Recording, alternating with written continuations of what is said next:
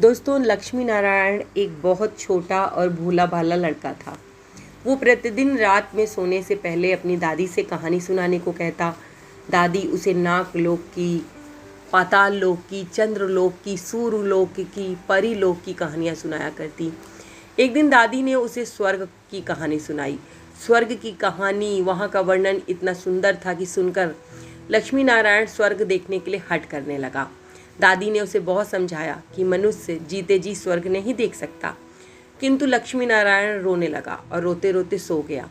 उसे स्वप्न में दिखाई पड़ा कि एक व्यक्ति उसके सामने खड़ा है। खड़े होकर कह रहा है कि बेटे, स्वर्ग देखने के लिए मूल्य देना पड़ता है। तुम अगर सर्कस देखने जाते हो तो तुम्हें टिकट लेना पड़ता है कि नहीं? तो स्वर्ग देखने के लिए भी तुम्हें कुछ ना कुछ मूल्य चुकाना पड़ेगा। स्वप्न में ही लक्ष्मी नारायण सोचने लगा कि मैं दादी से रुपए मांग लूँगा, लेकिन उस व्यक्ति ने कहा, स्वर्ग में रुपए नहीं चलते, यहाँ तो भलाई और पुण्य कर्मों का रुपया चलता है। अच्छा, तुम ये डिबिया अपने पास रखो और जब तुम कोई अच्छा काम करोगे तो इसमें 1 रुपया आ जाएगा, और जब कोई बुरा काम करोगे तो 1 रुपया उसमें से चला जाएगा। जब ये डिब्बी तुम्हारी भर जाएगी तब तुम स्वर्ग देख सकोगे। जब लक्ष्मी नारायण की नींद टूटी तो सिरहाने पे सचमुच एक डिबिया रखी थी। डिबिया देखकर वो बड़ा खुश हो गया। उस दिन दादी ने उसे 1 पैसा दिया। पैसा लेकर वो घर से निकला। एक भिखारी रास्ते में पैसा मांग रहा था। लक्ष्मी नारायण भिखारी को बिना पैसे दिए जाना चाहता था। इतने में उसने अपने अध्यापक को सामने से आता देखा। उसके अध्यापक उदार लड़कों की बड़ी प्रशंसा किया करते थे। उन्हें देखकर लक्ष्मी नारायण ने उस भिखारी को पैसे दे दिए।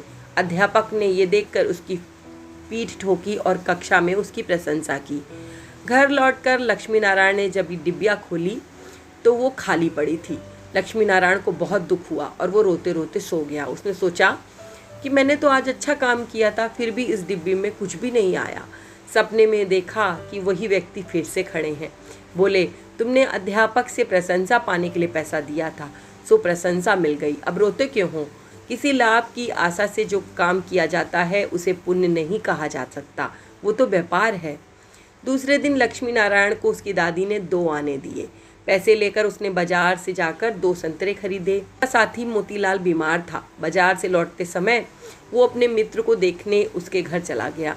मोतीलाल को देखने उनके घर वैद्य आए थे। वैद्य जी ने दवा देकर मोतीलाल की माता से कहा कि आज इसे संतरे देना। मोतीलाल की माता बहुत गरीब थी। वो रोने लगी और बोली, मैं मजदूरी करके पेट भरती हूँ।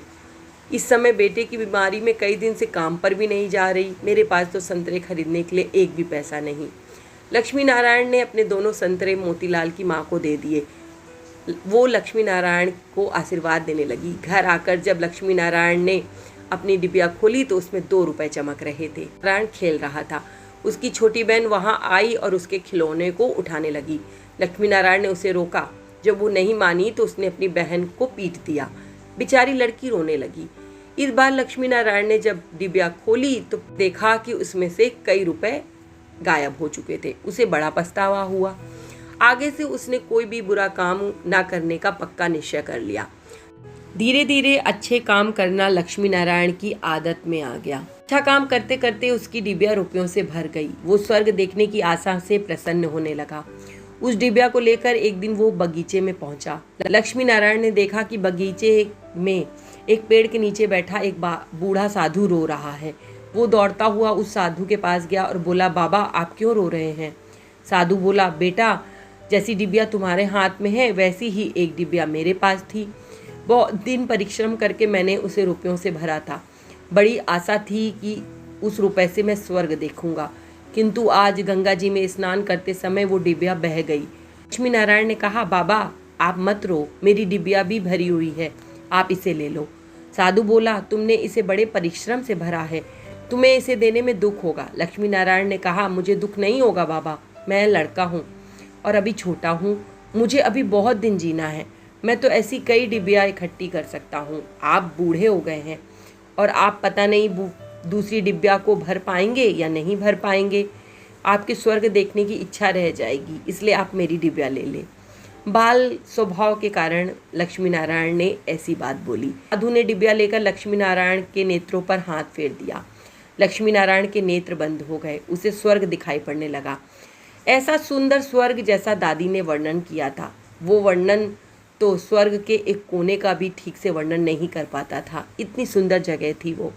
जब लक्ष्मी नारायण ने नेत्र खोले तो साधु के बदले स्वप्न में दिखाई पड़ने वाले वो देवता उसके सामने खड़े थे, जो जो रूप धर के उससे बात करने आते थे। देवता ने कहा, बेटा, जो लोग अच्छे काम करते हैं उनका घर ही स्वर्ग बन जाता है। तुम इसी प्रकार जीवन में भलाई करते रहोगे, तुम्हारा अंतिम समय जब आएगा तो तुम जरूर स्वर्ग जाओगे। और देवता इतना कहकर अदृश्य हो गए। दोस्तों, मनुष्य जैसा काम करता है वैसा ही उसका स्वभाव हो जाता है, और अच्छे कार्य करने वालों का अंत समय भी अच्छा ही होता है। ऐसी ही सुंदर कहानियों का आनंद लेने के लिए हमारे साथ जुड़े रहिए। धन्यवाद दोस्तों।